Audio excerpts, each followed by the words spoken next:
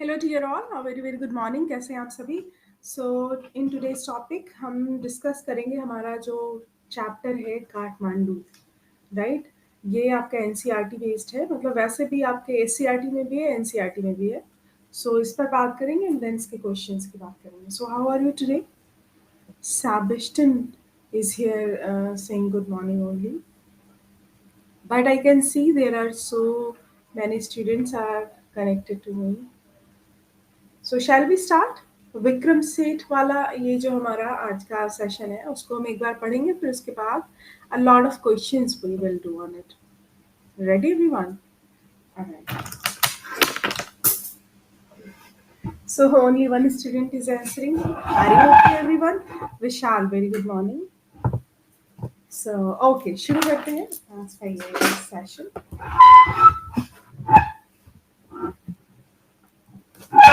Sorry. Sorry for the disturbance. So basically we are talking about Vikram Seth here. Vikram Seth की हम बात करें यहाँ पे। सो इनका जन्म हुआ 1952 में कोलकाता में।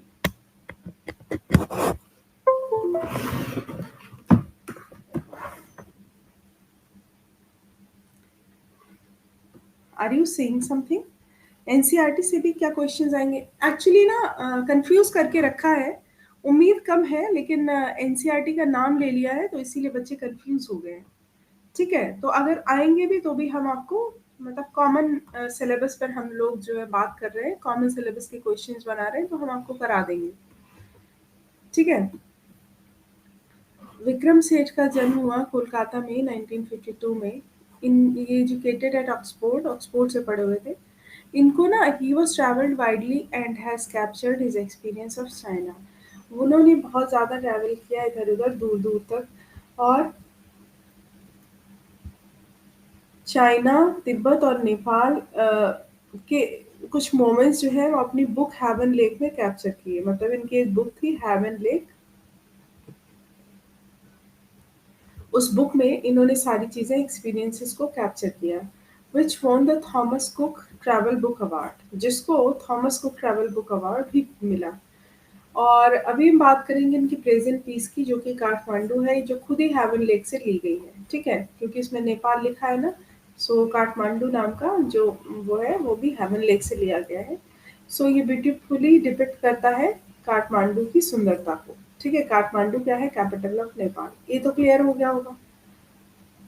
ठीक है, तो अब इसमें कुछ है नहीं, इसमें इतना लिखा हुआ है कि हेवन लेक से इनका एक्सट्रैक्ट लिया गया है काठमांडू का, वो हमें बताना है। तो अब ये शुरू करते हैं यहाँ से। I get a cheap room in a centre of town and sleep for hours. मैंने एक सस्ता कमरा खरीदा टाउन के, मतलब काठमांडू के बीचों बीच, और मैं घंटों सोया। The next morning with Mr Shah son and nephew, इन्होंने मिस्टर शाह के बेटे और भतीजे के साथ 2 टेम्पल्स विजिट किए काठमांडू में, that are more sacred to Hindus and Buddhist, जो हिंदू और बुद्धिस्ट के लिए बहुत ज़्यादा पवित्र माने जाते हैं, मतलब होली माने जाते हैं, सैक्रेड माने जाते हैं। ठीक है, तो एक चीप रूम लिया इन्होंने काठमांडू के बीचों बीच, फिर उन्होंने देखा, वहां सोए पहले तो, फिर उन्होंने मिस्टर शाह के बेटे और भतीजे को लिया और काठमांडू घूमने निकल गए। You can see here.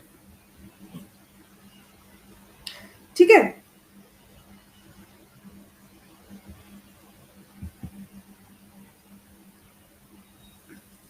Eight Pashupatinath, जहां पर एक साइन लगा हुआ है कि सिर्फ हिंदू ही अंदर जा सकते हैं। ध्यान दीजिए, पशुपतिनाथ टेम्पल आप सबने सुना होगा इसके बारे में। वहां पे एक साइन लिखा हुआ है कि entrance for the Hindus only.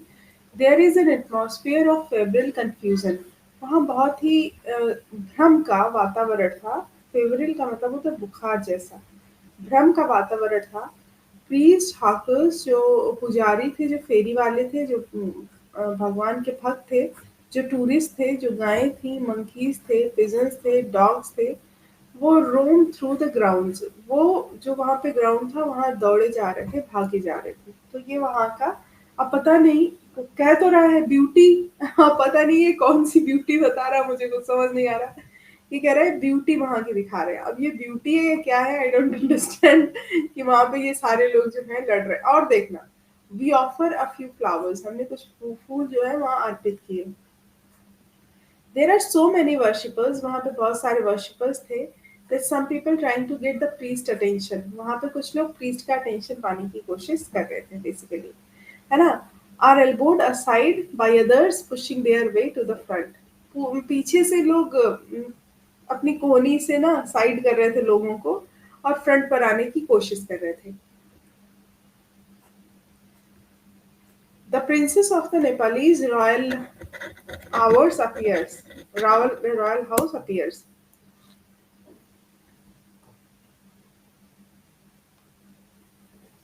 हाँ, so basically by the main get a party, तो क्या हुआ, हाँ, नेपाल की जो प्रिंसेस थी वो अपियर हुई। एवरीवन बोज एंड मेक्स वे, सब लोग झुके और अपने रास्ते बनाए उनके लिए। By the main get a party of saffron clad westerners, कुछ लोग थे जो सैफरन क्लैड पहने हुए थे और वो भी अंदर आने की परमिशन मांग रहे थे। पुलिसमैन जो था वो बिल्कुल कन्विंस नहीं था कि वो हिंदू है ना? क्योंकि वहाँ पे लिखा था कि only Hindu are allowed to enter the temple.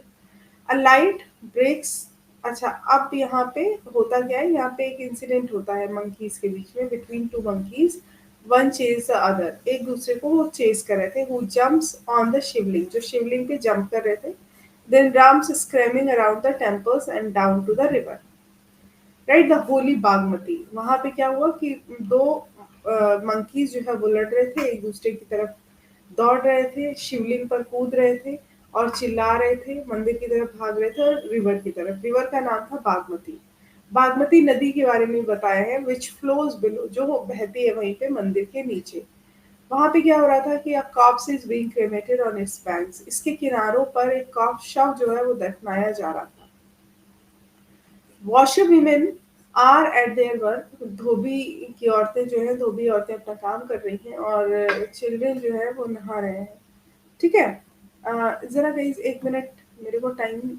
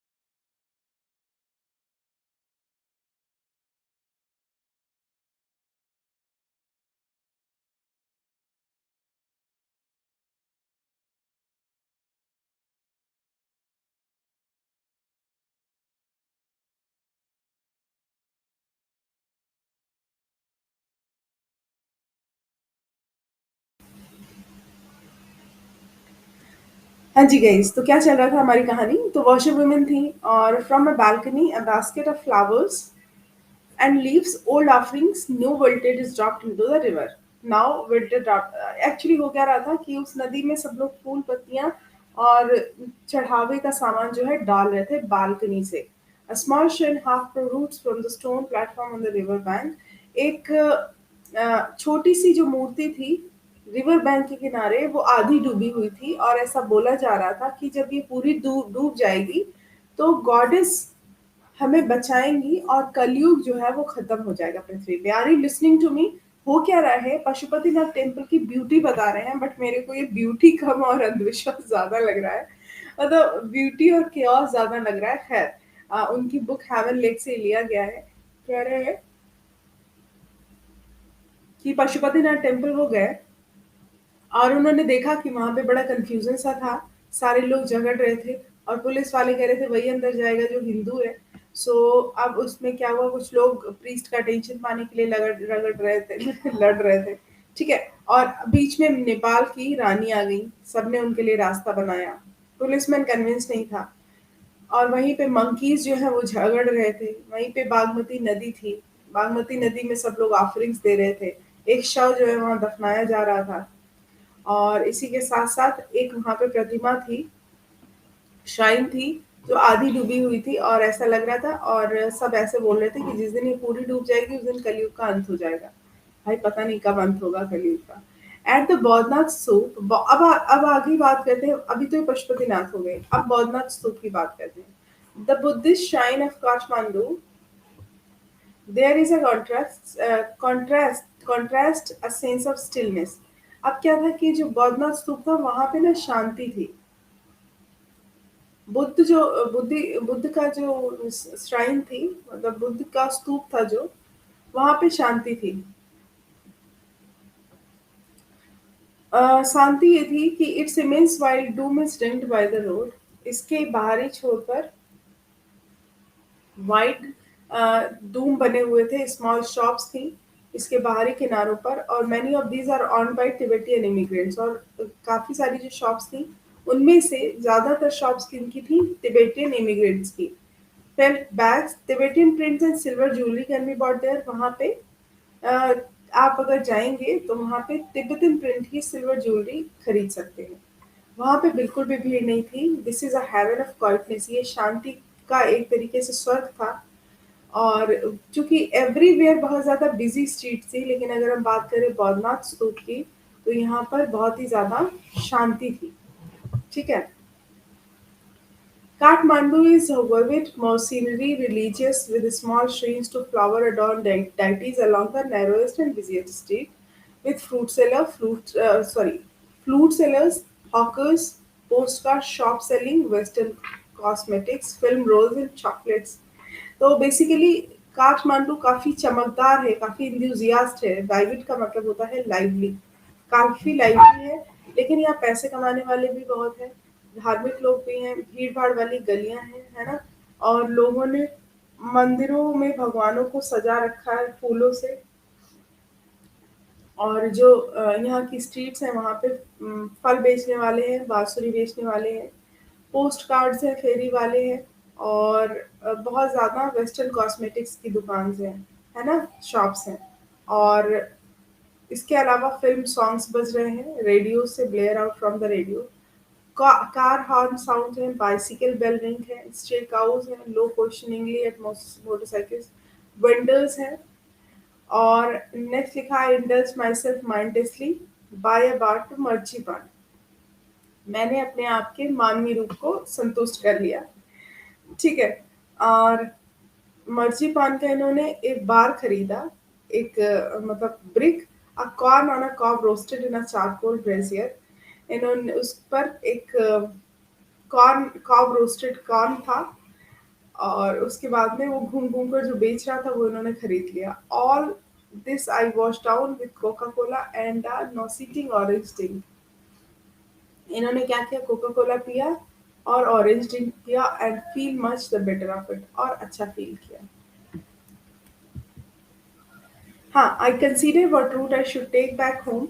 मैंने कंसीडर किया कि कौन सा रूट हमें लेना चाहिए। If I were propelled by enthusiasm for travel, I would go by bus and train to Patna. अब यहाँ पर क्वेश्चन बन जाएंगे कि उसने सोचा कि किस रास्ते से घर जाएगा, तो इसने उसको अपने enthusiasm को बढ़ाया घर जाने के लिए, और बोला कि I would go by bus and train, और बस और रेल से जाएगा वो Patna. Then select the Ganges past Banaras to Allahabad, और उसके बाद बनारस से इलाहाबाद जाएगा।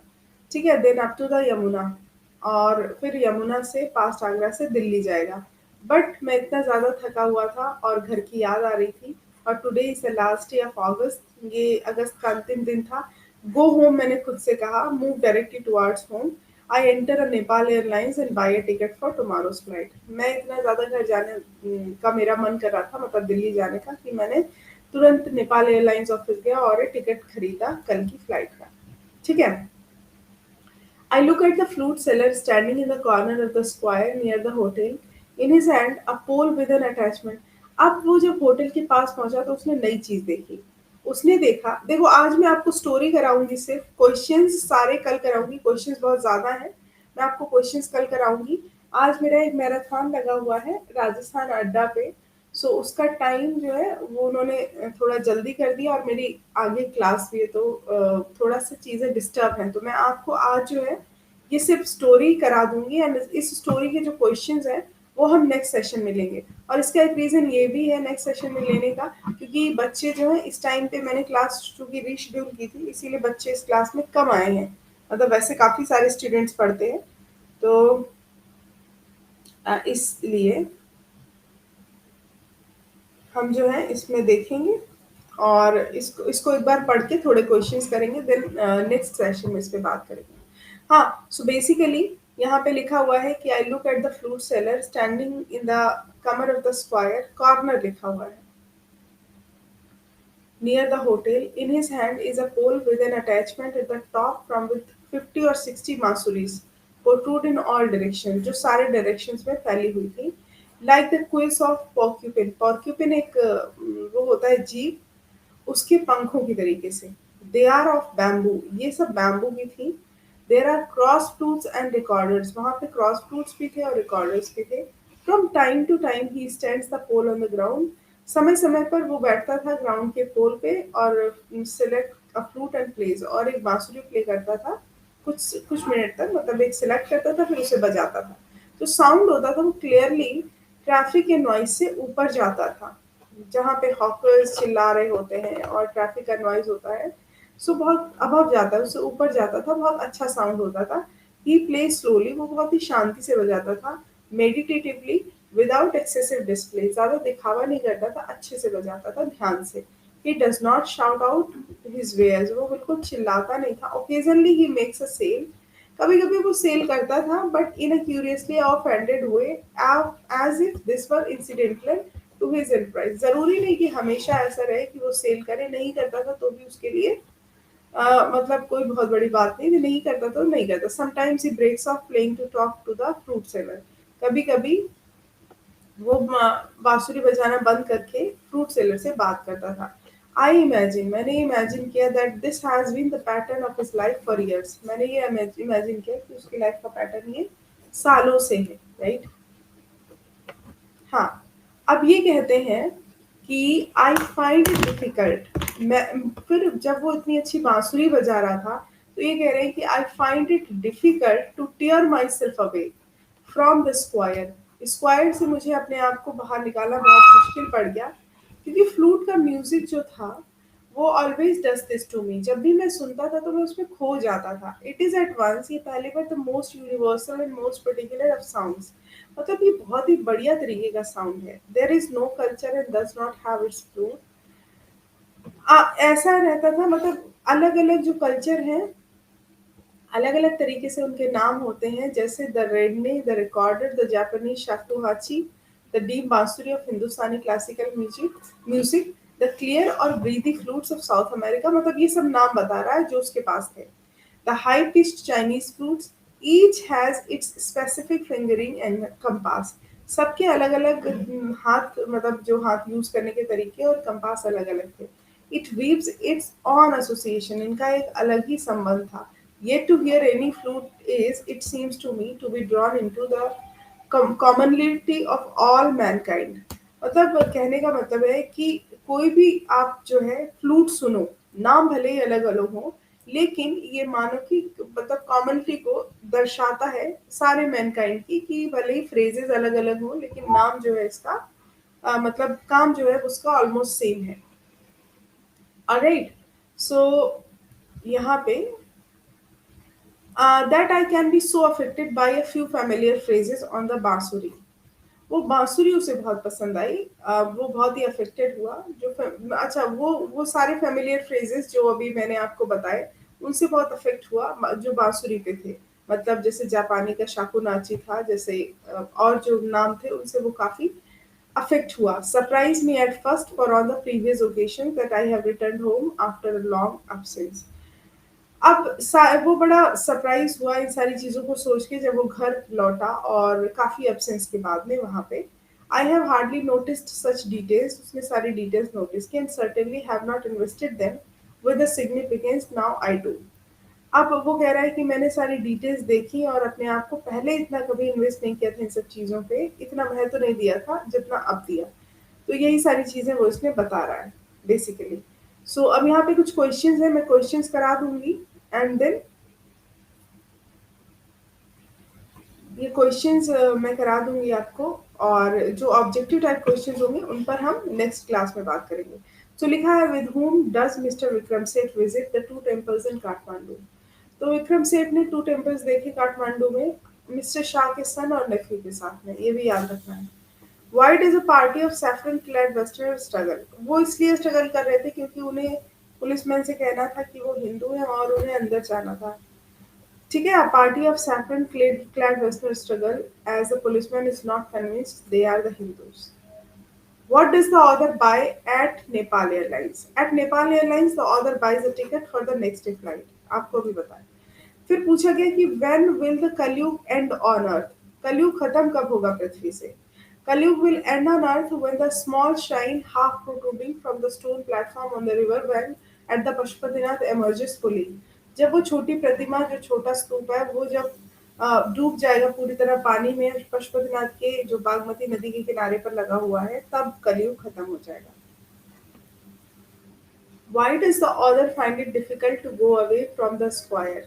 स्क्वायर पे जब वो गया था घर जा रहा था तो वहां पे बांसुरी की आवाज आ रही थी और उसको बांसुरी की आवाज बहुत पसंद थी। तो author finds it difficult to go away from the square at as he is enchanted by the sound of the flute बस। Why is Kathmandu famous? So Kathmandu में जो अभी आपने पढ़ा बेसिकली उसके फेमस होने की दो ही चीजें हैं, एक आपको वहाँ का बौद्धनाथ श्राइन और एक आपका Pashupatinath temple. Kathmandu is famous as it is vibrant, mercenary, religious, with small shrines to flower-adorned deities along the narrowest and busiest street. It has two famous temples, the Pashupatinath and the Bodhnath Stupa. The first is the most sacred, मतलब पहला एक काफी पवित्र है हिंदुओं के लिए और दूसरा बुद्धिस्ट के लिए। पहले में काफी भीड़ है, क्राउड का शोर है, नॉइज है और दूसरा जो है वो काफी शांति से भरा है। ठीक है, तो ये इसीलिए काठमांडू फेमस है basically.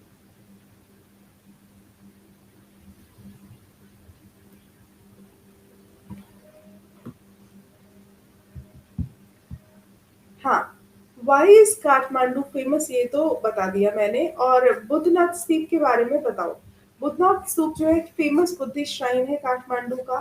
It's immense white doom is ringed by the road. इसका जो वाइट डूम है वो रोड से घिरा हुआ है। स्मॉल शॉप्स हैं आउटर एज पर जो फील्ड बैग्स सेल करती हुई हैं, जहाँ पे तिब्बतन प्रिंट की सिल्वर ज्वेलरी मिलती है और मैनी ऑफ दी शॉप्स जो है वो तिब्बतन इमिग्रेंट्स अप्रवासी चला रहे हैं। इसके अलावा वहाँ पे भीड़ नहीं है। श्राइन जो है वो वहाँ शांति दिखाती है क्योंकि बाकी और जो स्ट्रीट्स हैं वो काफ़ी बिजी हैं। तो श्राइन जो है वो वहाँ पे शांति दिखाती है। ठीक है, okay. Describe daily happenings at Pashupatinath. Pashupatinath में जो डेली हैपनिंग्स की बात करते हैं उसकी बात करिए।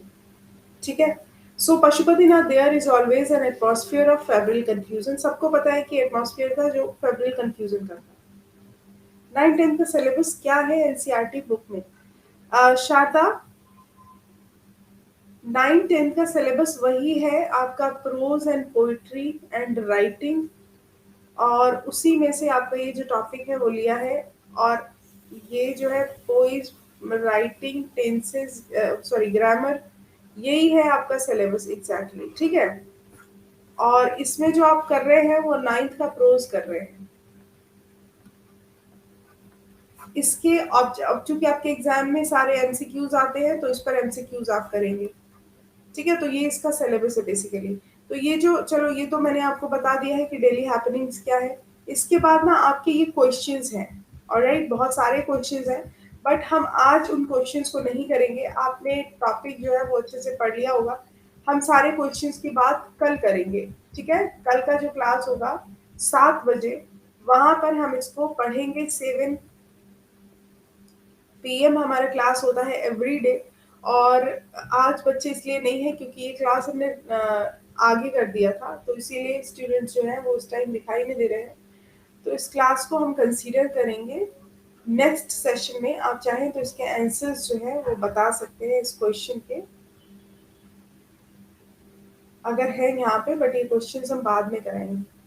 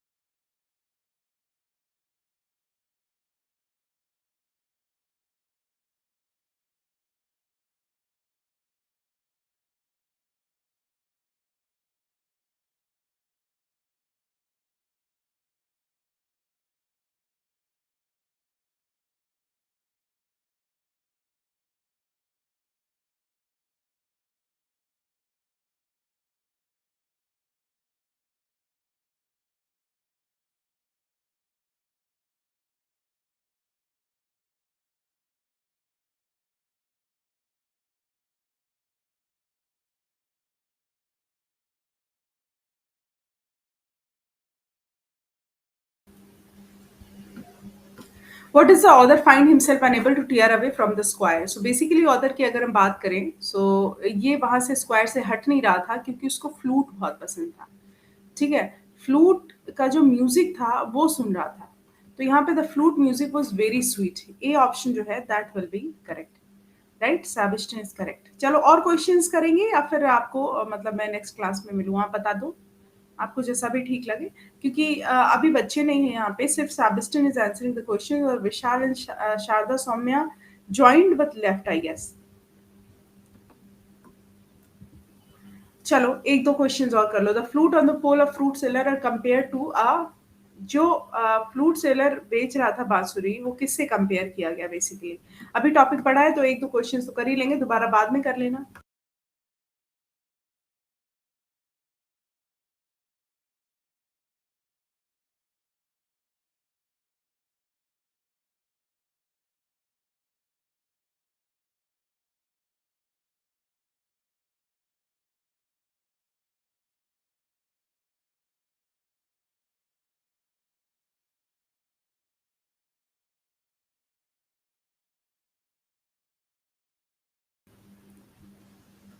देखो, the flute on the pole of flutes fruit sellers are compared, flute seller लिखा होना चाहिए था।